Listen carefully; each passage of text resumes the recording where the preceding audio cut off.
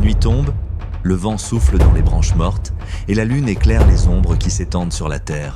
Depuis toujours, les hommes racontent des histoires pour expliquer l'inexplicable, pour donner un visage à leur peur. Parmi toutes ces histoires, il en est 3 qui traversent le temps, 3 récits chuchotés au coin du feu quand la lumière vacille et que les cœurs s'accélèrent. 3 histoires de femmes maudites, rejetées, mais aussi puissantes, des sorcières. Elles peuvent de guérir ou détruire, protéger ou condamner. Elles versent des larmes noires, manipulent les murmures de la forêt et concluent des pactes à minuit. Mais toutes cachent un secret. Derrière la magie, il y a toujours un prix.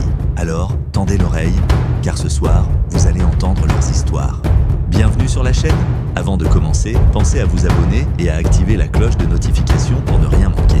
Chaque abonnement, chaque like et chaque commentaire est un vrai encouragement et me motive à continuer à partager encore plus de belles histoires avec vous. Il existait une forêt dont personne n'osait franchir les limites. On l'appelait la forêt des murmures, car ceux qui y entraient entendaient des voix. Certains revenaient fous, d'autres ne revenaient jamais. Dans cette forêt vivait une sorcière, Isolde. Ses yeux d'ambre luisaient dans la nuit et son souffle donnait vie aux arbres. Chaque voyageur qui s'aventurait dans ces bois était victime d'illusions. Les arbres prenaient l'apparence de proches disparus, les vents portaient des voix familières et les ombres se transformaient en promesses de richesse. Mais ceux qui se laissaient tromper étaient condamnés, leurs corps devenaient racines, leurs âmes prisonnières des troncs. Voilà pourquoi la forêt murmurait, c'étaient les âmes perdues, piégées par Isolde. Un jour, un jeune chasseur nommé Darren entra dans la forêt. Son frère avait disparu des mois plus tôt, et il était certain que la sorcière en était responsable.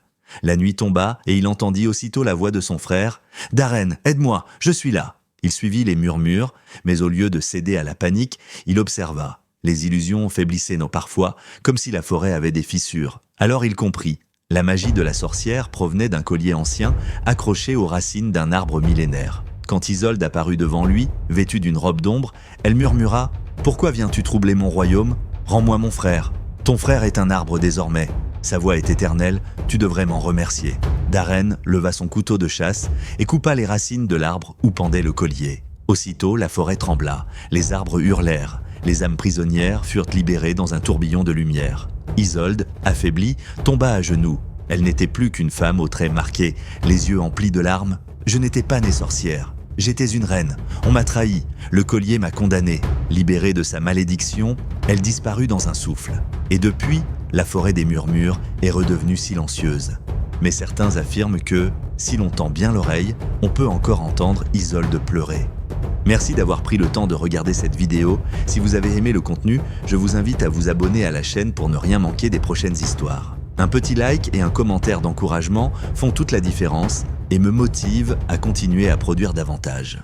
Votre soutien est ma plus grande force, alors n'hésitez pas à partager aussi autour de vous. Ensemble, on fait grandir cette communauté.